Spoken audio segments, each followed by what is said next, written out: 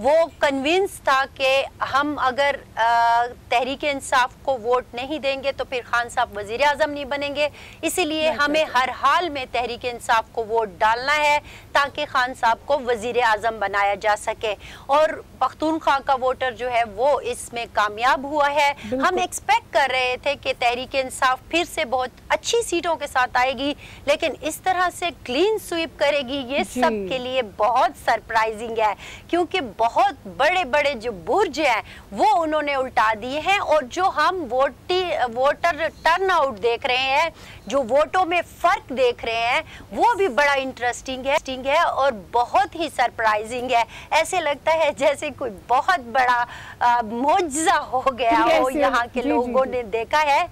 तो जैसे कि आप देखें ना कि हम मौलाना फजल रहमान साहब को देखते हैं कि JUI को जमात इस्लामी का और मजहबी जमातों का इकट्ठ हुआ, MMA बनी, अगरचे उसमें फ्रिक्शन थी, उसमें बहुत ज़्यादा प्रॉब्लम थे, लेकिन ये तस्वर नहीं किया जा रहा था कि मौलाना साहब अपनी दोनों सीटें हार जाएंगे। अब तक जो जाहिर है ये गैर हतमी रिजल्ट हैं, अभी तक चीज़ें आ रही हैं, लेकिन जो सिचुएशन बन रही है उनमें मौलाना साहब असफंजार वली हो गए, इवन के बिलावल भुट्टो जो कि NA8 से मुकाबले में थे, वो भी जिस तरह से उनको शिकस्त हुई है, जो वोटों का मैं तनासुब देख रही हूँ वो भी बड़ा सरप्राइजिंग है। फिर इस तरह पेशावर में अगर आप आ जाएं, इसमें कोई शक नहीं है कि पिछली दफ़ा जो 2013 का इलेक्शन हुआ था तहरीक इंसाफ ने पेशावर में क्लीन स्वीप किया था, लेकिन अब हम एक्सपेक्ट कर रहे थे कि शायद जो ANP है वो अपना कम बैक करेगी, लेकिन आपको पता है कि जो एक बहुत बड़ा दहशतगर्दी का वाकया हुआ उसने शायद फिर से असर डाला, जिसकी वजह से एक सीट ANP की कह रहे थे कल रात तक, लेकिन आज सुबह जो मैंने फिर से रिजल्ट को रिवाइज किया तो उसमें ANP की वो सीट भी शक व शोबे का शिकार नजर आ रही है। तो अब 14 सीटें जो पेशावर की हैं उनमें से एक सीट पर तो हारून की शहादत की वजह से इलेक्शन ही नहीं हुआ, तो बाकी 13 में से जो हैं, जो एक खुशदिल खान ने जीती थी, अब उस पे भी शक हो गया है, तो उसका भी मामला थोड़ा सा पेचीदगी का शिकार है। लेकिन ओवरऑल तहरीक इंसाफ की 63 बताई जा रही हैं, तो ये तो एक सिंपल मेजॉरिटी है, इसके साथ वो बड़ी आसानी से खैबर पख्तूनख्वा असेंबली में आ जाएंगे, उन्हें किसी की जरूरत भी नहीं पड़ेगी। MMA का इकट्ठ, ANP, PPP, आजाद, जो भी देखे सब वहीं के वहीं रह गए और तहरीक इंसाफ ने ऐसा मैदान मारा कि कल से लेकर अब तक सारे लोग बहुत न सिर्फ हैरान है, लेकिन एक बड़ी इंटरेस्टिंग बात यह है कि जो तहरीक इंसाफ का वोटर है जो कल घर से निकला, बड़े जोश से निकला, बड़ा जबरदस्त अंदाज में उसने वोट डाला। हम आपको बार बार भी बता रहे थे विमेन वोटर्स अलबत्ता उसमें कुछ मसाइल हैं, जाहिर है उस पर फिर बाद में बात होगी, लेकिन जो एक टर्नआउट था, जो चीजें थी वो दिख भी रहा था, जोश व खरोश दिख रहा था, लेकिन बहरहाल सरप्राइजिंग है और बहुत जबरदस्त किस्म का सरप्राइजिंग है। बिल्कुल, बहुत इंटरेस्टिंग है। अच्छा, ये बात बिल्कुल हम इग्नोर नहीं कर सकते फरजाना कि जितना बड़ा नाम होता है और जब उसे शिकस्त होती है तो वो शिकस्त भी फिर उतनी बड़ी मानी जाती है। कल से हम देख रहे हैं कि PTI, चूंकि जो रिजल्ट्स आ रहे हैं वो PTI को ही सपोर्ट कर रहे हैं, रिजल्ट्स की अगर हम गैर हतमी की बात कर रहे हैं, ऐसे में लग ऐसा रहा है कि तमाम जो सियासी पार्टी हैं उनको डाउट है, इलेक्शन के शफाफ होने पर बहुत ज़्यादा डाउट है, और वो डाउट सामने भी आए, चाहे वो पीपल्स पार्टी हो या नून लीग हो। ऐसे में आपने पेशावर में या ओवरऑल खैबर पख्तूनख्वा में क्या सूरत हाल देखी है, क्या रिएक्शन है सियासी रहनुमाओं का? देखिए, सियासी रहनुमाओं के जहाँ तक रिएक्शन की बात है तो मौलाना फजल रहमान साहब ने कल रात को ही स्टेटमेंट दे दी थी, जो रिजल्ट काफ़ी हद तक क्लियर हो भी गया था उनका, जाहिर है मैंने जो आपको बताया 38-39 पर वो भी एक किस्सा था, तो उन्होंने तो कह दिया था कि हम ऑल पार्टीज कॉन्फ्रेंस बुलाएंगे, उन्होंने भी शक का इजहार कर दिया। फिर इसी तरह ओवरऑल पाकिस्तान पीपल्स पार्टी की तरफ से भी ये चीज़ आ गई। अलबत्ता गुलाम अहमद बलोच चूँकि इनफरादी हैसियत पे उन्होंने कहा कि मैं अपनी शिकस्त तस्लीम करता हूँ और तहरीक इंसाफ का वोटर अगर तहरीक इंसाफ को वोट देता है, उसे पसंद करता है, उसे लाना चाहता है, तो ये उसकी मर्जी है और हम उसको वेलकम कहते हैं। लेकिन ओवरऑल जो पार्टी की एक जाहिर है राय होगी वो अब तक खुलकर सामने नहीं है, इनफरादी तौर पर चीज़ें जो है वो आ रही हैं और शक व शोबे का इजहार कर रहे हैं। जो मेन प्रॉब्लम हुआ है वो सिर्फ ये था जिसके ऊपर शक जरा ज्यादा बढ़ गया पार्टियों का भी। और मैं जो आपसे कह रही हूँ कि सरप्राइजिंग था, ये जो वोटों का जो फर्क है ये बहुत अजीब सा था। और फिर रिजल्ट को जिस तरह से डिले किया गया, अच्छा रात के वक्त बहुत आराम से कुछ रिजल्ट आए, लेकिन एकदम से हम 12 बजे देख रहे थे कि 12 बजे के बाद एक ऐसा ब्रेक लगा, जो ब्रेक अभी तक ऐसे डानोडोल सी कैफियत से है। कुछ कह रहे हैं हाँ हो गया है, कुछ कहते हैं नहीं अभी भी कुछ बाकी है। और फिर जो आरओ के ऑफिस के आसपास और जो एक सिचुएशन सी बना दी गई कि खुद पार्टी के मुख्तलिफ पार्टियों के लोग भी कह रहे थे कि हमें रिजल्ट नहीं दिया गया। और फिर वो फॉर्म वाला मसला, ये सारी चीजें जो थी उसको मद्देनजर रखते हुए लोगों में, खसूसन सियासी पार्टियों में शक व शुबात हैं। वो कह रहे हैं कि ये इलेक्शन में कुछ प्रॉब्लम है और इनको देखना चाहिए। लेकिन मैं अगर आपको खैबर पख्तूनख्वा के वोटर के हवाले से बताऊं, अगर वो किसी पार्टी का कारकुन है, पार्टी से रिलेटेड है और उसकी पार्टी हार गई है या उसने तवक्का से कम सीटें ली हैं, तो जाहिर है उसका वो इस वक्त ऑब्जेक्शन करता नजर आता है। लेकिन चूंकि जैसे आपने रिजल्ट में भी देखा कि एक बड़ी तादाद तहरीक इंसाफ की है, तो ज्यादातर खुशी का, समा का, जश्न का माहौल है। ठीक है फरजाना, आप हमारे साथ ही मौजूद रहे। केपीके की जो ओवरऑल सिचुएशन है और पीटीआई किस हद तक अब तक बरतरी में है, ये आप हमें अपडेट कर रही थी। और इस्लामाबाद के ब्यूरो चीफ तारिक चौधरी साहब ने भी हमें ज्वाइन कर लिया है। अब उनसे भी इस हवाले से बात करते हैं। तारिक साहब, सबसे पहले तो हम खैबर पख्तूनख्वा की बात कर रहे हैं, क्योंकि वहाँ से जो वाज़ेह अक्सरियत है, गैर हतमी तौर पर जो नताइज अब तक सामने आए हैं उस पर जब हम बात कर रहे हैं वो हमें ज़रूर नज़र आ रही है केपीके की। अभी फरजाना से बात हो रही थी तो उन्होंने कहा कि इससे पहले भी इस हवाले से तज्ज़िये होते रहे कि अवाम के अंदर मोहब्बत तो पाई जाती है पीटीआई की, लेकिन रात से जो डिले हो रहे हैं रिजल्ट्स, वो कई शकूक व शुबात को भी जन्म दे रहे हैं। तो आप इसको कैसे ऑब्जर्व करें, जो ओवरऑल सिचुएशन है उस पर आपका एनालिसिस क्या है?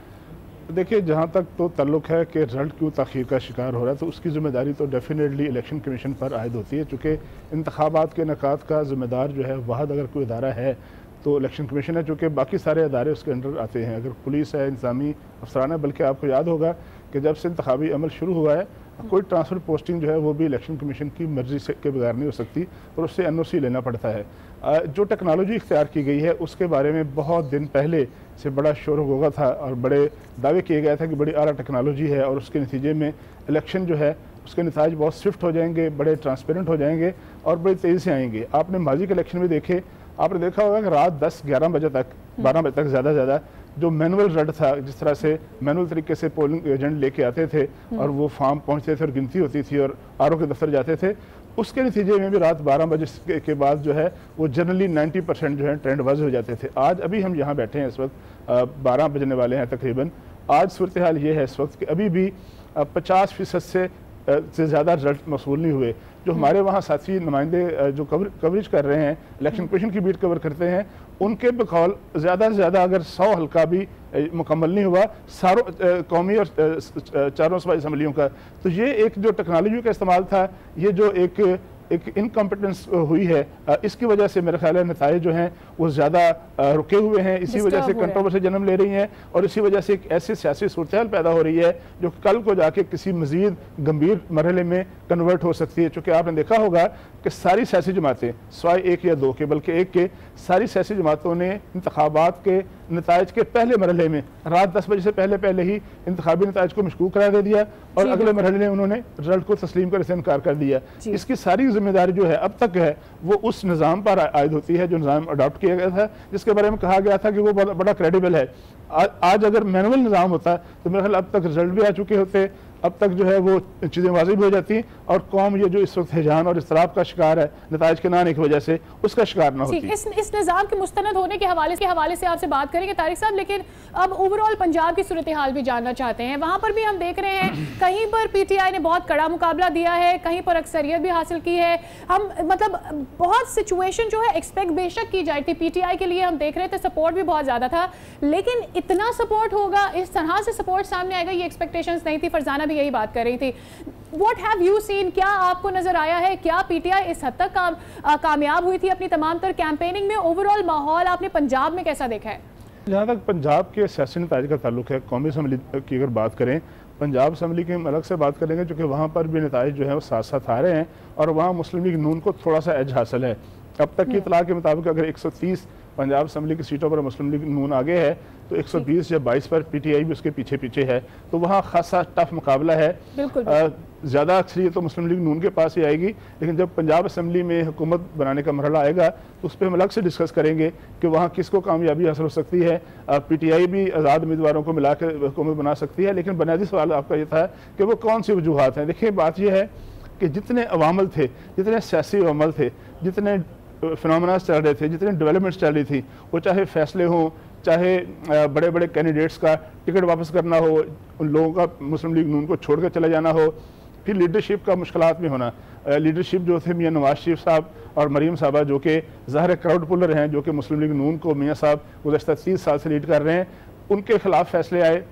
अदालती फैसले हैं, हम उस पर डिस्कस नहीं करेंगे, लेकिन उन अदालती फैसलों के नतीजे में मुस्लिम लीग नून को बहरहाल कमज़ोरी का शिकार होना पड़ा।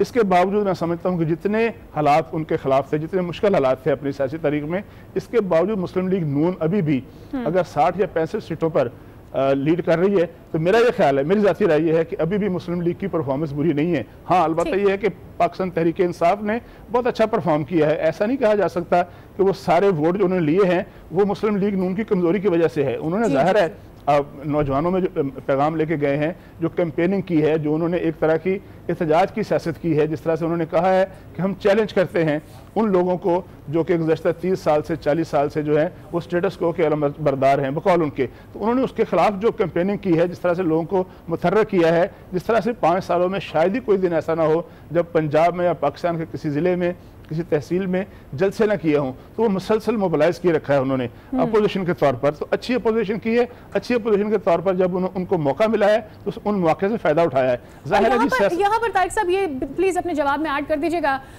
ये जरूर एक्सपेक्ट किया जा रहा था कि एटलीस्ट नून लीग तमाम तर मुश्किलात के बाद टफ टाइम देगी पीटीआई को, बट देन अब जब हम गैर हतमी नताइज की हम बात करें फिलहाल, उस पर अगर हम 137 सीटों पर बात करते हैं, जो अभी तक 42% पोलिंग सामने आई है, उसमें 113 सीटें हैं ऑलरेडी पीटीआई के पास, और नून लीग जो है वो 64 पे स्टैंड कर रही है। तो इसको क्या टफ टाइम आप समझते हैं या अभी हमें वेट करना चाहिए for the 52 rest of the polling? नहीं, मेरा नहीं ख्याल कि मुस्लिम लीग नून की सीटों में कोई बहुत ज़्यादा इजाफा होगा। ये 65 के दरमियान 70 तक ही ज़्यादा से ज़्यादा जो है वो सूरत हाल अगर बढ़नी हुई, मेरा ये ख्याल है कि इस तरह का इम्कान भी है कि सीटें कम भी हो सकती हैं, इसलिए कि जैसे जैसे गिनती पूरी हो रही है, जहाँ अगर कहीं बहुत कम मार्जिन है मुस्लिम लीग के और पीटीआई के दरमियान, तो वो फ़र्क जो है कई दफ़ा 1000-2000 का होता है।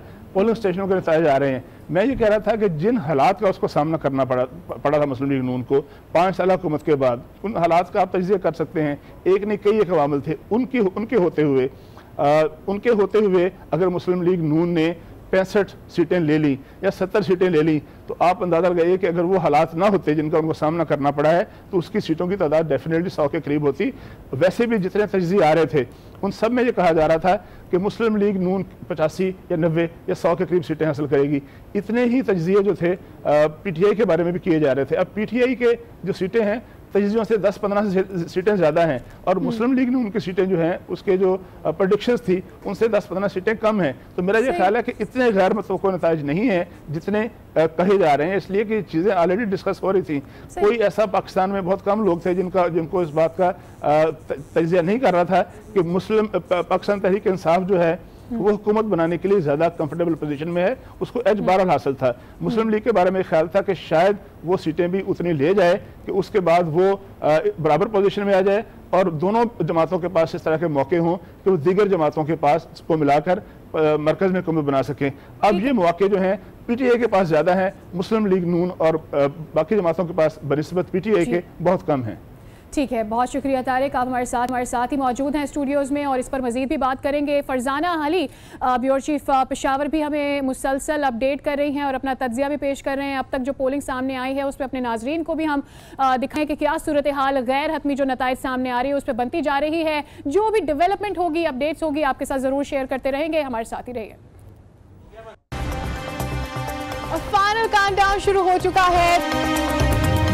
पाकिस्तान का पहला वोट कास्ट कर दिया गया है। जो आज न्यूज की स्पेशल इलेक्शन ट्रांसमिशन सवाल है वोट का। कि असफंजार वली साहब को इतना बड़ा सेटबैक मिलेगा या मौलाना फजल रहमान साहब को इतना बड़ा सेटबैक मिलेगा या फिर गुलाम अहमद बिलौर साहब, वो बहुत सरप्राइजिंग सीट है क्योंकि शौकत अली साहब जो उनके मुकाबले में थे, कोई भी यहाँ पेशावर में बैठा हुआ कोई भी शख्स ये बिलीव नहीं कर रहा था कि गुलाम अहमद बिलौर साहब हार जाएंगे, लेकिन जितने बड़े मार्जिन से वो हारे हैं वो यकीनन एक बहुत बड़ा सरप्राइज है सारे लोगों के लिए। तो शायद आपकी बात सच है कि वो साइलेंट वोटर निकला है, वो कहाँ से निकला है, वो कौन था, ये ज़रा देखना पड़ेगा क्योंकि यहाँ पे कम से कम पख्तूनख्वा में तहरीक इंसाफ का कोई वोटर साइलेंट वोटर नहीं है। सही है। अच्छा तारिक साहब, आपकी जानिब में आना चाहती हूँ। जिस तरह से हम कह रहे थे कि बड़े बड़े जो बुर्ज हैं वो उलट गए हैं, शाहिद खाकान अब्बासी की बात करते हैं, हम साद रफ़ीक की बात करते हैं, ख्वाजा आसिफ की बात करते हैं, अभी तक जो कंप्लीट रिजल्ट्स नहीं भी आ रहे हैं उनमें हम देख रहे हैं कि गिनती में वो पीछे नज़र आ रहे हैं। बेशक हम ये जानते हैं कि बहुत ज़्यादा सेटबैक मिला है नून लीग को, जो अदालती फैसले आए हैं बेशक वो भी कहीं ना कहीं लोगों के दिलों और दिमाग पर उसका असरअंदाज हो रहे थे और उसका असर नज़र आया भी है हमें, लेकिन क्या कंप्लीटली ये कहना ठीक होगा कि ये तमाम अदालती फैसले थे जो कहीं ना कहीं साइकोलॉजिकली उसका असर पड़ा है वोटर के ऊपर, या इसके अलावा भी कुछ रीजंस हो सकते हैं जो इतने बड़े नाम जिनकी अपनी एक हैसियत थी, जिनको लोग फॉलो करते हैं रादर देन पार्टी के, उनकी अपनी भी एक फॉलोइंग है, अगर जब हार जाएं तो क्या हम ये क्वेश्चन रेस कर सकते हैं कि क्या क्या ऐसे अनासर हो सकते हैं अदालती फैसलों के अलावा भी जो असरअंदाज हुए हैं इस पर? दो बातें पूछी हैं, मैं थोड़ी सी आपको स्टेयर करता चलूँ कि पाकिस्तान में और इंडिया में भी, बांग्लादेश में भी, जहाँ हमारे जैसा तर्ज़े जमहूरियत है, यहाँ पर जो बड़े बड़े लीडर हैं उनका हार जाना जो है कोई अनोखी बात नहीं है। मैं थोड़ा सा वक्त लूँगा और आपको अर्ज़ करता चलूँगा कि जुल्फ़िकार अली भुट्टो जो थे वो 1977 के इलेक्शन में हमने पढ़ा है कि डेरा इस्माइल खान से मौलाना मुफ्ती महमूद से वो हार गए इलेक्शन। भुट्टो साहब का नाम, उनका करिश्मा, उनकी पॉपुलैरिटी, इसके बाद आप देखें कि मोहतरमा बेनज़ीर भुट्टो इतनी बड़ी लीडर थी, वो 90 के इलेक्शन में गुलाम अहमद बिलौर साहब से वो लाहौर से हार गई। 1988 का इलेक्शन जो है, अगर आपने उसकी स्टडी की हो, आपको याद हो, पीर पगाड़ा साहब और जतोई साहब और जुनेजो साहब और जितने सिंध के बड़े बड़े नाम थे वो बाज़ ऐसे नौजवानों से हार गए जिनका जिक्र तक नहीं सुना था किसी ने। इस तरह मुझे अच्छी तरह याद है कि 1988 के इलेक्शन में मियां नवाज शरीफ साहब, जब उनका बहुत करिश्मा था, जब बहुत पॉपुलर थे, तो वो 4 हलकों से हार गए थे। वो काड़ा से हारे, वो साहिवाल से हारे, वो मुल्तान से हारे और लाहौर और सरगोदा से जीत गए। तो बड़े लीडरों का इलेक्शन हार जाना कोई अनोखी बात नहीं होती। इमरान खान साहब खुद 1997 में भी हारे, वो 2002 में भी एक सीट से जीते थे मियाँ वाली से, और 2008 में उन्होंने बाइकाट कर दिया था, और 2013 के इलेक्शन में वो पिंडी से और मियाँ वाली सिर्फ पेशावर से जीते, लेकिन लाहौर से वो हार गए थे। इस वक्त जो शाहिद खाकान अब्बासी साहब हैं या साद रफ़ीक साहब, खैर अभी गिनती हमारे सामने नहीं आई, या ख्वाजा आसिफ साहब हैं या जो भी हैं, देखिए हर हल्के की इन्वायरमेंट मुख्तलिफ होती है। हमारे सामने बाज़ का नाम बहुत बड़ा होता है, शाहिद खाकान अब्बासी साहब या कोई और आदमी जिसके बारे में वो प्राइम मिनिस्टर रहे हैं जी, वो 5 दफ़ा MNA रहे हैं, लेकिन हल्के की डिवीजन इस तरह की हो जाती है, लोकल इन्वायरमेंट ऐसी हो जाती है, लोकल फिनोमेनाज ऐसे हो जाते हैं कि उनके हारने की लोकल वजूहात होती हैं, मकामी वजूहात होती हैं, हल्के की कोई हल्के में ऐसे चीज़ें आ जाती हैं। इस दफ़ा उनके हल्के में एक ही बरादरी के, एक ही कम्युनिटी के 2 लोगों का, PTI के जो कैंडिडेट थे वो भी अब्बासी फैमिली से ताल्लुक़ रखते थे, और शाहिद खाकान अब्बासी वो भी इसी फैमिली से हैं, लिहाजा दोनों के वोट तकसीम हुए। फिर वहाँ जो तहरीक लब्बैक या रसूलुल्लाह है, और ये जो एक मजहबी एलिमेंट था, जो ख़ास एक इल्ज़ाम लगा पाकिस्तान मुस्लिम लीग नून पर, वो जो तरमीम थी उसके हवाले से, हल्फनामे के हवाले से, वो फिजा भी उनके खिलाफ गई। फिर नीचे जो सूबाई असम्बली के कैंडिडेट थे, उन दोनों की टिकटों की तकसीम भी इस तरह हुई कि वहाँ पर वो उनकी चीज़ें खिलाफ गई। खुद उनके अपनी ही पार्टी के जो सूबाई असम्बली के कैंडिडेट थे उनके साथ अच्छे ताल्लुकात नहीं थे। इस दफ़ा आपने ये भी देखा कि शाहिद खाकान अब्बासी साहब 2-3 जगह पे गए तो वहाँ लोगों के रद्द-ए-अमल का भी उनको सामना करना पड़ा। तो ये इन्वायरमेंट जो है हर लीडर के लिए हर हल्के में मुख्तलिफ होती है, जिसकी वजूहात पर वो हार भी जाते हैं, वो जीत भी जाते हैं, क्योंकि लोगों का बुनियादी जो आम आदमी है, जो मकामी आदमी है, वो अपने तरीके से चीज़ों को कैलकुलेट करता है। हमारे जैसे जो लोग TV चैनल पर बैठ के तजज़िये करते हैं सो कॉल्ड किस्म के, उनके अपने कंसिडरेशन होती है। दूसरी बात जो आपने कही कि वो क्या क्या अवामिल थे, मैंने अर्ज़ किया कि गुज़श्ता 1.5-2 साल से एक पूरी फिजा थी। सबसे पहले जब पनामा वाला मामला आया तो उसके बाद जब जिस तरह से केस चल रहा था, मुस्लिम लीग नून को बड़ा दचका लगाया इस बात का कि मियां नवाज शरीफ साहब के खिलाफ फैसला आया, उसकी वजह से उनको वज़ारत उज़्मा छोड़नी पड़ी। वज़ारत उज़्मा छोड़ने के बाद उनकी पार्टी मुतहिद रही, लेकिन ऐसी खबरें आना शुरू हो गई थी कि जैसे ही हुकूमत के खात्मे का वक्त आएगा एक बहुत बड़ी तादाद उनको छोड़ जाएगी। बहुत बड़ी तादाद ने नहीं छोड़ा, लेकिन फिर भी 15-20 ऐसे लोग थे जो साउथ पंजाब से ताल्लुक रखते थे, उन्होंने उनको छोड़ दिया। फिर आपको याद होगा कि जिस दिन कागजात नामजदगी वापस लेने की आखिरी तारीख थी, अचानक 4-5-6 अफराद ऐसे जो थे, जो पॉपुलर थे, जो मजबूत थे, उन्होंने मुस्लिम लीग नून की टिकट वापस कर दी और टिकट वापस करके उन्होंने आज़ाद इलेक्शन लड़ने को तरजीह दी। अब मुस्लिम लीग नून की शिकायत यह है कि इन लोगों को दबाव डालकर मजबूर किया गया। अब उनका एक इल्ज़ाम है, वो उसमें हकीकत भी हो सकती है, वो गलत भी हो सकता है। उसके बाद जो है मुसलसल जो है इस तरह के, इसी दौरान नैब कोर्ट का फैसला भी आ गया। साहब हमारे स्टूडियोज में मौजूद हैं और फरजान अली ने भी हमें ज्वाइन किया है और अभी तक जो पोलिंग रिजल्ट्स आए हैं उस पर दोनों हजरात के जो इस वक्त एनालिसिस है वो अपने नाजरीन के साथ हम शेयर कर रहे हैं। आप दोनों साथ ही रहिए। और यहाँ आपको बताएंगे कि आम इंतखाबात में इमरान खान की मुमकिना जीत पर भारत चिरागपा है। इंतखाबात में धांधली के इल्ज़ामात और इमरान खान की एंटी इंडिया पॉलिसी पर तबसरे होने लगे हैं। मज़ीद तफसीलात आपको दिखाएंगे इस रिपोर्ट में। Breaking news that's coming in.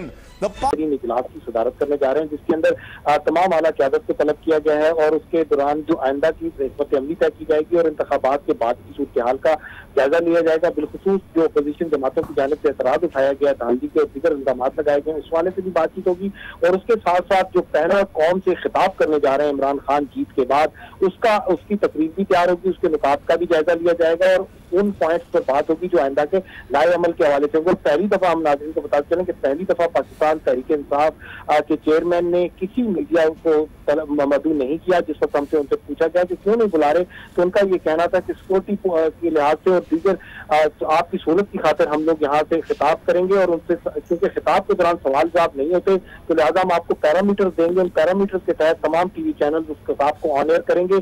किसी मीडिया चैनल को मदऊ नहीं किया जा रहा। तो आज जो होगा खिताब, वो बिल्कुल उसकी अरेंजमेंट, तमाम तरह अरेंजमेंट सेंट्रल मीडिया डेस्क के होंगे, उसमें मीडिया का कोई किरदार नहीं होगा। जो तकरीर वो तैयार की जाएगी वो जो है वो 2 बजे वो खिताब करेंगे बाकायदा तौर पर इमरान खान पूरी कौम से और आइंदा का लाए अमल देंगे। बहुत शुक्रिया आसिफ नवीद अपडेट करने के लिए। फौरी खबर आपके साथ शेयर करते हैं। आपको बताएं कि ख्वाजा साद रफीक ने हतमी नताइज ना मिलने का शिकवा किया है। ट्विटर पैगाम में उनका कहना था कि पिछले 10 घंटे से NA 131 का रिजल्ट हासिल करने के लिए ख्वार हो रहे हैं। इलेक्शन कमीशन ने रात 2 बजे तक नताइज देने का ऐलान किया था। इस गैर मामूली ताखीर का जिम्मेदार कौन है, ये सवाल उन्होंने उठा दिया है। एक दफा फिर से साद रफीक के ट्वीट के हवाले से आपको अपडेट करते चले, जिन्होंने शिकवा कर दिया है। उनका कहना है कि अभी तक गैर हतमी नताइज क्यों सामने नहीं आए। अपने ट्विटर पैगाम में उनका यह कहना है कि पिछले 10 घंटे से NA 131 का रिजल्ट हासिल करने के लिए ख्वार हो रहे हैं और इलेक्शन कमीशन ने रात 2 बजे तक नताइज देने का ऐलान किया था, लेकिन अभी तक नताइज सामने नहीं आए। उन्होंने ये सवाल भी उठा दिया कि इस गैर मामूली ताखीर का जिम्मेदार कौन है।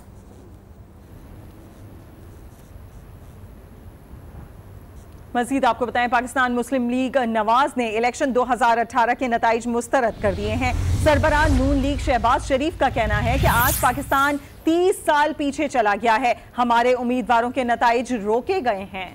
पाकिस्तान मुस्लिम लीग नून के ने इलेक्शन 2018 के नताइज मुस्तरद कर दिए। सरबराह नून लीग शहबाज शरीफ का कहना है कि आज पाकिस्तान 30 साल पीछे चला गया है। मैं नहीं मानता, शहबाज शरीफ ने इंतखाबी नताइज कबूल करने से इनकार कर दिया।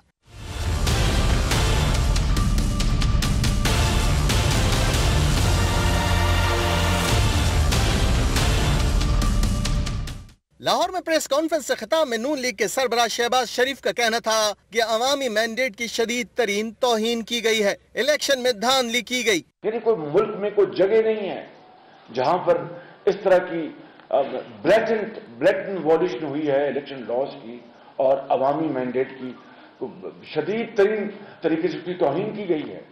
ये नाकाबिल बर्दाश्त है। इस तरह पाकिस्तान तरक्की और खुशहाली नहीं करेगा। शहबाज शरीफ ने कहा कि मौजूदा इंतखाबी नताइज से पाकिस्तान के जमहूरी अमल को दचका पहुंचा। अवाम अगर उनको ये पता लगा कि हमारा जो वोट जो है उसकी इस तरह उसके साथ ज्यादती हुई है, उसकी रिस्पेक्ट शो की गई है और फ्लैग्रेंट वॉल्यूशन हुई है, तो आवाम जो है वो सरापा एहतजाज है। और मैं मजबूर हूँ ये यहाँ पर कहने के लिए कि हम इस रिजल्ट को रिजेक्ट करते हैं, बिल्कुल मुस्तरद करते हैं, हम इस रिजल्ट को तस्लीम नहीं करते।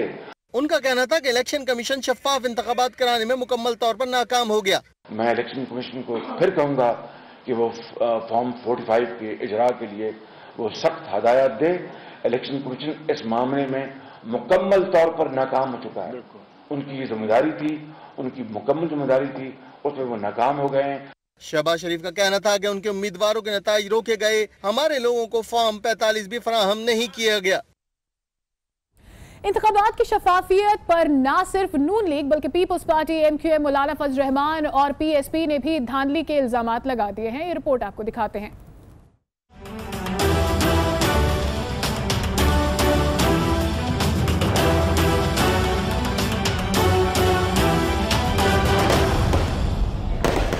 इलेक्शन शफाफ नहीं हुए, धांधली हुई है, एक पार्टी को फायदा पहुंचाया गया। ये आवाजें न सिर्फ मुस्लिम लीग नून बल्कि पीपल्स पार्टी, MQM समेत दीगर जमातों ने भी लगा दी।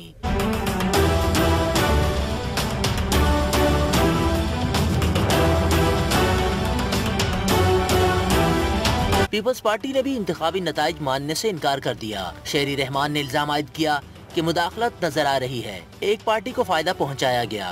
एक मुदाखलत की वाज़ेह ट्रेंड नजर आ रही है, जहां एक तंजीम को छोड़ के दूसरी तंजीमों को दीवार से लगाया जा रहा है। दूसरी तरफ MQM की जानिब से मुतासिबाना हल्का बंदियों और धांधली का इल्जाम सामने आया। पहले हमने प्री पोल रैगिंग का सामना किया, हल्का बंदियों में, मुतासिबाना हल्का बंदियों में के जरिए जो प्री पोल रैगिंग की गई। JUI के सरबराह मौलाना फजल रहमान ने भी इंतखाबात पर तहफ़्फ़ुज़ात का इजहार किया। उन्होंने इलेक्शन 2018 के नताइज पर आल पार्टीज बुलाने की तजवीज़ दी। बुरी तरह शिकस्त से दो चार होने वाली मुस्तफ़ा कमाल की पार्टी PSP ने भी नताइज पर तहफ़्फ़ुज़ात का इजहार किया। और चेयरमैन तहरीक इंसाफ इमरान खान की साबिक अहलिया जयमामा खान ने ट्वीट पैगाम में मुबारकबाद देते हुए कहा है कि 22 साल की जद्दोजहद रंग ले आई, मेरे बच्चों के वालिद पाकिस्तान के अगले वजीर आज़म होंगे।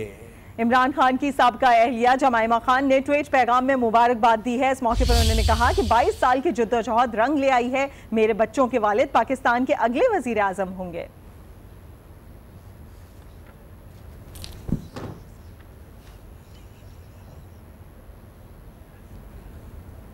गैर हतमी और गैर सरकारी नताइज आने का सिलसिला जारी है और हमारे नुमाइंदगान पल पल की खबर हमें दे रहे हैं। जैसे जैसे पोलिंग रिजल्ट सामने आ रहे हैं वो हमसे शेयर कर रहे हैं। ऐसे में सूरत हाल जानेंगे। यासिर नजर हमारे नुमाइंदे इस्लामाबाद से हमें ज्वाइन कर रहे हैं। सबसे पहले उनका रुख कर लेते हैं, उनसे बात करते हैं कि वो क्या सिचुएशन देख रही है। दीगर नुमाइंदगान को भी ज्वाइन करवाएंगे और उनसे भी बात करेंगे ओवरऑल पाकिस्तान में क्या सिचुएशन है। इस हवाले से मजीद भी जो डेवलपमेंट हो रही है आपके साथ शेयर करेंगे। यासिर, सबसे पहले आपकी तरफ आना चाहते हैं, अभी क्या सिचुएशन आप देख रहे हैं? लास्ट हमने जब देखा, जब 42% पोलिंग की हम जिसकी बात कर रहे हैं, उसमें तो हम देख रहे हैं कि जो आम इस वक्त हम देख रहे हैं कि बरतरी हासिल है वो PTI को ही है और नून लीग उसे फॉलो कर रही है।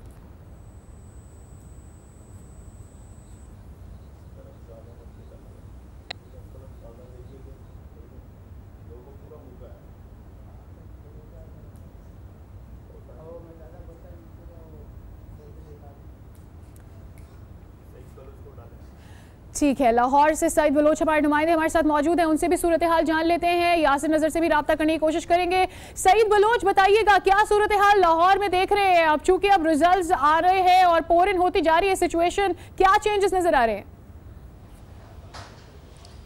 जी, मैं यहाँ RO ऑफिस में मौजूद हूँ और यहाँ पर जो गैर सरकारी हतमी जो रिज़ल्ट्स हैं उनका जो आने का जो सिलसिला है वो काफ़ी स्लो है यहाँ पर। और अभी मेरे पास 5 रिज़ल्ट्स आए हैं जो कि गैर हतमी सरकारी रिज़ल्ट हैं, जो कि फॉर्म 47 के ऊपर कैंडिडेट्स को ये नताइज जो इशू किए जाते हैं। इसमें पहला जो गैर हतमी सरकारी नतीजा है वो NA 123 का है, जिसमें मुस्लिम लीग नून के मलिक रियाज 97,193 वोट हासिल करके कामयाब हुए हैं, जबकि तहरीक इंसाफ के महर वाजिद ने 72,535 वोट लिए हैं। इसी तरह से अगला जो गैर हतमी सरकारी नतीजा जो कि फॉर्म 47 पे हमें मौसूल हुआ है वो 124 है, इसमें मुस्लिम लीग नून के हमजा शहबाज शरीफ कामयाब हुए हैं। उन्होंने 1,46,294 वोट लिए हैं, जबकि उनके मद्दे मुकाबिल नौमान कैसर 80,981 वोट हासिल कर सके। इसी तरह से NA 133 का भी RO ऑफिस से हमें गैर हतमी सरकारी नतीजा मौसूल हुआ है, जो कि मुस्लिम लीग नून के परवेज़ मलिक यहाँ से कामयाब हुए हैं। 89,678 वोट लिए हैं, जबकि एजाज चौधरी जो तहरीक इंसाफ के हैं उन्होंने 77,231 वोट लिए हैं। इसी तरह से शफकत महमूद के हलके का भी हमें नतीजा मौसूल हुआ है, गैर हतमी सरकारी नतीजा है। पाकिस्तान तहरीक इंसाफ के शफकत महमूद NA 130 से 1,27,405 वोट लेकर कामयाब हुए हैं, जबकि मुस्लिम लीग नून के ख्वाजा हसन ने 1,04,625 वोट लिए हैं। इसी तरह से हमें हमारे साथ ही मौजूद रहे। अब यासिर नज़र की जाने पे जाते हैं। यासिर नज़र, जिस तरह से पहले मैं आपसे सवाल यही कर रही थी कि अगर सिंपल मेजॉरिटी की बात की जाए तो वहां पर अभी तक हम PTI को ही आगे देख रहे हैं। नून लीग उसे जरूर फॉलो करिए, लेकिन बहुत वाज़े फर्क नजर आ रहा है। क्या नजर आ रहा है अब, चूंकि दिन कासा गुजर चुका है और खासे रिजल्ट जो है वो सामने आ चुके हैं, किस हद तक सिचुएशन चेंज हुई है? जी बिल्कुल, इलेक्शन कमीशन को जो फॉर्म 47 के तहत जो नताइज हैं वो मौसूल होने का सिलसिला जो जारी है, क्योंकि रिटर्न इसकी हकीकत क्या है और इस सिलसिले में अब मुस्लिम लीग नून को क्या हिकमत अमली एडॉप्ट करनी है, और जब तक पूरे नताइज नहीं आते वो दीगर सियासी जमातों से हुकूमत साजी के हवाले से भी गौर व खौज करेंगे कि अगर दीगर जमातें उनके साथ मिलकर इस पोजीशन में हुई कि पंजाब या मरकज में कोई जोड़ तोड़ की सियासत हो सके, तो शहबाज शरीफ फिर इस हवाले से एक 5 रुकनी कमेटी तश्कील देंगे जो दीगर सियासी जमातों के रहनुमाओं से मुज़ाकरात करेगी। जी, यानी कि आइंदा का लाइमल डिस्कस किया जाएगा। कमर जब्बार अपडेट कर रहे थे। हम देख रहे हैं बनीगाला में भी इजलास तलब कर लिया गया है। दूसरी जानिब मुस्लिम लीग नून भी एक्टिव हो गई है। सदर शहबाज शरीफ ने पार्टी की मजलिस आमला का इजलास तलब कर लिया है, जिसमें सीनियर लीगी रहनुमा शिरकत करेंगे। और अभी आपको बताएं कि कराची और लाहौर में इंतखाबी नताइज की ताखीर पर सियासी जमातों की जानिब से तहफ़्फ़ुज़ात का इजहार किया जा रहा है। इसी पर बात करेंगे। ब्यूरो चीफ लाहौर अनवार हाशमी हमारे साथ मौजूद हैं, और साथ ही हम बात करेंगे रफत सईद से, जो कि कराची की ब्यूरो चीफ है। दोनों से जानेंगे कि कराची और लाहौर में ये सूरत हाल पैदा हो रही है और सियासी जो जमातें हैं उनका इस पर क्या कहना है। पहले रुक कर लेते हैं, अनवार हाशमी की जानिब चलते हैं। अनवार, आपसे ये जानना चाहेंगे कि बार बार ये कहा जा रहा है कि जब से रात हुई और 2 बजे के बाद से मुसलसल जो है वो इंतखाबात के जो रिजल्ट्स हैं वो बहुत डिले हो गए या स्लो डाउन हो गए या बिल्कुल रुक गए। अभी साद रफीक ने इसी हवाले से एक ट्वीट भी कर डाला है। तहफ़्फ़ुज़ात बहुत ज़्यादा है। इलेक्शन कमीशन की दूसरी जानिब ये कहा जा रहा है कि BRT के मसाइल थे, तो किस तरह से देख रहे हैं इन दोनों चीज़ों को? देखें, तमाम रिजल्ट जो सरकारी हैं वो शहरों की सतह पे रिटर्निंग ऑफिसर्स के ऑफिस से, जो कि सेशन कोर्ट में है, वहां से जारी होने हैं। तो दो किस्म की कंफ्यूजन हुई थी। पहले 20% रिजल्ट पे जो है वो पूरा फॉर्मेशन जो है वो अनाउंस कर दी गई थी कि PTI, नून लीग और फलां जमातों ने कितनी सीटें ली हैं, और उस पे एक पूरा इमेज बिल्ड कर दिया गया था। 1:30 बजे के बाद 20% के बाद तमाम रिजल्ट रुक गए। तो अब टेक्निकली तो सेशन कोर्ट से अभी तक बहुत ही 10% या 15% रिजल्ट जो है रिटर्निंग अफसरों ने जारी किए हैं, जिसकी वजह से अब थोड़ा सा होश आया जमातों को। वो जाके उनके रहनुमा जो है वो रिटर्निंग ऑफिसर्स के ऑफिस में जाके बैठ गए हैं और वो फॉर्म हासिल करने की कोशिश कर रहे हैं। तो ये सिलसिला तकरीबन आज शाम तक जारी रहेगा, फिर जाके कोई 80-90% रिजल्ट सरकारी तौर पे इनको मिल सकेंगे उम्मीदवारों को। ठीक है, अच्छा, कराची का रुख भी कर लेते हैं। हमारे साथ मौजूद है ब्यूरो चीफ कराची रफत सईद साहब भी। रफत साहब, कराची में भी हमने यही सूरत हाल देखी है, और जिस तरह से शुरू में आपने बताया था, कल भी हम देख रहे थे कि कराची में ऑलरेडी जो वोटिंग का सिलसिला है थोड़ा सा स्लो था। कुछ ताखीर तो नहीं कहना चाहिए, लेकिन स्लो जरूर हमने देखा, चीजें चल रही थी। उसके बाद जब रिजल्ट आना शुरू हुए तो वो कल से ही हमें नजर आ रहा है कि रिजल्ट भी खासे स्लो डाउन है, बहुत आराम से चीजें सामने आ रही हैं। देखिए, कराची जैसे शहर में जो ये सफर तय नहीं कर पा रहे हैं, बैलेट नताइज जो है एक जगह से दूसरी जगह तक, ये बड़े हैरान कौन है और यही शुकूक व शुबहात को जन्म दे रहे हैं, यही चीजें जो हैं। और सिर्फ जो भी आप देखें, हर आदमी आगे, PTI जो है वो हर मामले में आगे चल रही है, हर नशिस्त पर PTI आगे। नतीजा सिर्फ ये आ रहा है कि PTI आगे है और उसके नीचे के नताइज ही नहीं आ रहे हैं। तो ये चीजें लोगों के लिए बड़ी हैरानकुन भी हैं, इससे परेशानी भी है लोगों को, और इस पे एतराज़ात भी हैं। आपने देखा कि सियासी जमातों ने अपने तहफ़्फ़ुज़ात का इज़हार किया है, और अब तक भी इस वक्त जो दोपहर के 12 बज चुके हैं, बल्कि 12:30 बज चुके हैं, लेकिन अब तक कराची जैसे शहर में किसी पीएस का, किसी एनए का, किसी का नतीजा सामने नहीं आ रहा है और यही चीज तशवीश में मुब्तला कर रही है लोगों को। अच्छा रफत, यहाँ पर यह भी बता दीजिएगा कि कल जब वोटिंग का अमल जारी था तो उस वक्त आपने क्या सिचुएशन, क्योंकि ऐसे भी इल्जामात लगाए गए हैं दीगर पार्टीज की जानिब से जिनके रिजल्ट्स उनके हक में नहीं आए हैं कि जो पोलिंग स्टेशन के अंदर की सूरत हाल है वहां पर उनके पोलिंग एजेंट से ताउन नहीं किया जा रहा था। क्या आपने ऐसा अपने तमाम तर रेकी में या बाद में जो आपने दौरा किया पोलिंग स्टेशन में ऐसी कोई सूरत हाल देखी है आपने?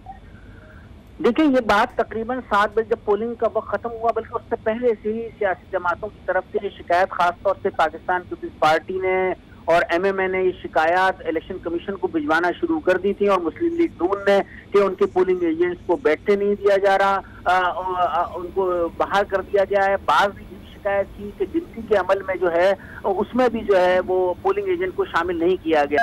तो वो मुसलसल एतराजात भी कर रहे थे, उन्होंने दरखास्तें भी दी, उनकी शिकायत इलेक्शन कमीशन को मौसूल भी हुई, लेकिन कोई खातिर ख्वाह उस पर चीजें इक़दाम नजर नहीं आए। इसके बाद फिर तमाम सियासी जमातों ने प्रेस कॉन्फ्रेंस में बरमला। ठीक है, रफत सईद, ब्यूरो चीफ कराची हमारे साथ मौजूद हैं, अनवार हाशमी हमारे साथ ही मौजूद रहे। एक ब्रेकिंग है जो अपने व्यूअर्स के साथ हमें शेयर करनी है, then we will join you guys back.